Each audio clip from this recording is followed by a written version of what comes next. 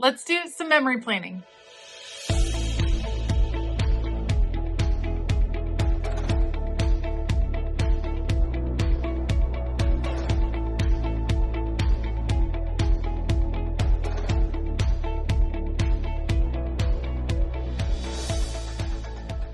Hey y'all, I'm Elisa, the Scrappy Wife behind ScrappyWife.com, and today I'm going to do a little bit of memory planning. For this year, I have been doing memory planning at the end of each month in my catch-all planner. So you can see this is my August monthly, which means this is the end of my July, and that is exactly where my memories are going to go for the month of July. So I have my pictures printed. I have some gorgeous scrapbook paper that I plan to use. And I thought I would bring you guys along with me to do a little bit of memory planning. As always, I will link everything that I use down in the description box below. Otherwise, I'm going to put you all on fast forward. Let's go. Confession time. I chose this version of memory keeping for 2025 because I wanted something that was going to be easier to keep up with. I knew things were busy and weekly memory keeping was just becoming too much for me. I've done it for a few years and I decided 2025, I'll just do 1 page a month. Well, the truth is I'm still behind on my memory keeping. This is July. I need to go back and do June and May and April. So I'm still behind, but I think the plus side is even though I'm behind, it's going to be not so bad to do a little bit of catch up. We are talking 1 page a month. I think it's going to work out, and I feel pretty confident that I'll be able to catch up by the end of the year. The collection that I am using for this page is called Sunburst. It is from 49 and Market. It has very much a mixed media junk journal-y feel, which is totally my vibe, and I love all of the bright colors for the summer. I am documenting a trip that my family took with some of our very best friends, where we took all of the kiddos and did the amusement park and beach day and all of the fun things. And even though it was filled with some fun and very interesting adventures, because I think when you take 2 families of 5, you're bound to have some crazy things happen. We had a fabulous time with them. So I love seeing pictures of all of these kiddos together. They have known each other for a long time. They've been growing up together. And so getting to document all 6 of them always makes me smile. As you can see, I started with a piece of scrap paper that I layered over the 2 pages, and now I'm just going to take a little time to mat the 4 pictures that I printed from our trip. Now, I like to print my pictures at home. That way I can just print on demand. I feel like getting a photo printer was the best possible investment I could have made towards my scrapbooking or memory keeping, better than any other supply, just because it's hard to know what pictures you're going to want to document. It's hard to have them printed in advance. And it's hard when you actually do find a pocket of time to do some memory keeping or scrapbooking and you don't have your pictures ready to go. So I love the ability to just print on demand at home. Currently, I am using an Epson PictureMate 400. I have had it for years. I am super pleased with the quality. It prints up to a 5x7. I do generally 4x6, and I print 2 pictures to a page using an app called Print to Size, which allows me to reformat the pictures, put several on a page altogether. And so I can print them a little bit smaller so that they fit in my grande size planner. It is very similar to the classic size Happy Planner. So 4 pictures across 2 pages. My favorite style will always be a junk journal look that's like just a big collage of a bunch of fun stuff. So you have the scrapbook paper in the background, you have the photos, and now let's play with some of the ephemera pieces. The first piece I wanted to place was this one that said, "Life with you is a grand adventure." I'm a huge fan of having words all over the page. Yes, I will be adding my own journaling, but using words, bringing them in through stickers or through ephemera, I feel like starts to set the tone or capture kind of the feeling of the pictures even before you do your own journaling. So I like pulling those in. I know not everyone is all about the words, but I think that's kind of a stylistic choice. So I will end up having them all over the page. I'm going to go ahead, even though I know I'm going to layer some pieces and be putting together some clusters behind the pictures, I'm going to go ahead and kind of stick them to the page. What I'm doing is doing Tombow adhesive on the back and very lightly putting them down on the page. I'm not pressing them down all the way, just very lightly because I know I'll be pulling up some edges to tuck things in. For me, it just makes it easier to work if I start making some more decisions as to where things are going and just getting them into place. It makes it easier to decide where other pieces are going to go or where I might need additional pieces to fill in white space. I prefer these pages to be super full, filled to the brim, all the color, all the writing, all the everything. So you'll see me try to fill in all of the little bits of white space. I love the tickets. I think tickets may be one of my favorite ephemera pieces. I think they go with so many different styles. I love them when they come with different colors, and I'm just gonna have a bunch of clusters just kind of sticking out from behind the photos. I like the idea of that this just dropped onto your desk, like almost just a messy desk look, and it happens to have the photos in there as well.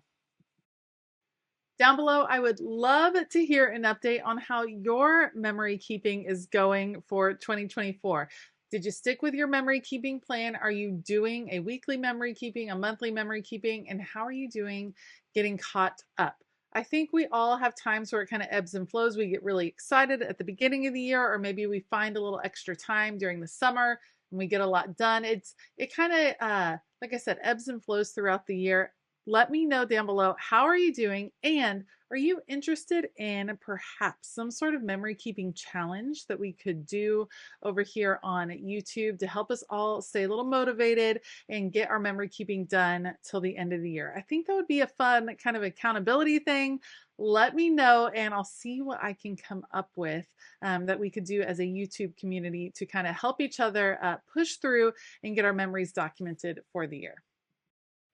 Now, as things are starting to go down onto the paper, I'm now looking for balance. So there's a little bit of a symmetry starting to occur with the arrangement of the photos and the balance of some of the words. And once it was falling into place, I decided to lean into it. So tickets in the same place, a balance of where the butterflies are going to go, moving words around. It's all about just making sure that one half of the spread is not heavier or more filled than the other, and that the color is distributed around as well. So that is the goal. That's what I'm considering now as I'm filling in some final touches.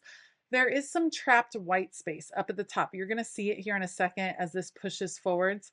The white space was driving me a little bit crazy. I didn't like it up there. I wasn't enough room to journal, but I needed to fill it in some way. And that's when the rub-on transfers occurred to me. There are rub-on transfers that go with this set. If you haven't ever used rub-on transfers before, they're the best. I love them. I think they're so fun to use. They're great in art journaling, in memory keeping, in your planner. They're pretty much great in every project. And it kind of works like a temporary tattoo, but with no water. So there is a white backing. The actual photos or illustrations or whatever it is are on a clear sheet. You take off the white backing, you put the clear sheet down, you use a popsicle stick of some sort or the little stick that's included with the rub-on transfers, and you literally rub it onto the page, lift up the clear sheet, and the image is left behind. This is fabulous for a couple of reasons. First of all, it's just fun to do. It's very interactive. I like the tactile experience of doing it. Second of all, it doesn't add any bulk to your project. So this makes it ideal for things like Bible journaling or in your planner because you're able to add a lot of decor, a lot of interest without any bulk or any mess. I'm going to use this, tuck it in behind a few of these pieces to fill in some of this white space. Because like I said, there wasn't really enough room to do journaling up there, and I didn't really have any more ephemera pieces. Like I just needed splashes of color. This is also allowing me to move color around the page. Remember, I talked about that before as far as making sure there's balance. Well, the right side of the spread had a lot more blue, so I needed to bring some pink over there. I needed to balance out some of the colors on the spread, and these splatters or rub-on transfers are allowing me to do that. I'm going to finish up with this blue one. I'm going to cut that one in half so I have half for each side. It's kind of the same thing that I do with stickers. If you cut a sticker in half, it's like getting twice as much value for your money there. So we're going to use this part up here behind our happy ephemera, and then we will use the other half on the other side. I love how quickly these pages come together. Like I said, am I behind? Yes. Do I feel overwhelmed? Not so much, because this page in real time probably took me 25 minutes total, and that includes the printing of the photos. That's not too bad. That's something that I could literally catch up on a weekend.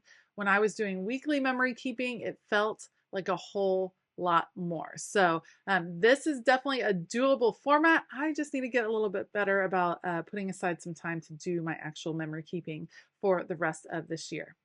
All right, once those are in place, the next thing I want to do is go ahead and add my journaling. I just go ahead and write with my natural handwriting. I know some people don't love their handwriting, and I have to say I don't love mine either, but I think it's nice to have your own handwriting in your memory keeping pages just because I think it's a good thing to be able to look back on. Now, I have gotten a few questions. What am I going to do with these pages? I think you have a couple of options. First of all, I like to save my catch-all planners each year as a memory keeping device in and of themselves. So I will probably save it as part of that. You could also just pull out these particular pages and put them in their own album, collect them over a few years. That would work really well as well. All right, one more little trapped white space to fill in, and then that is going to be it for this memory keeping process. Let me know what you think down below. And again, let me know the update on your memory keeping for 2024. How's it going? Do you need a little extra motivation? I'd love to hear from you down below.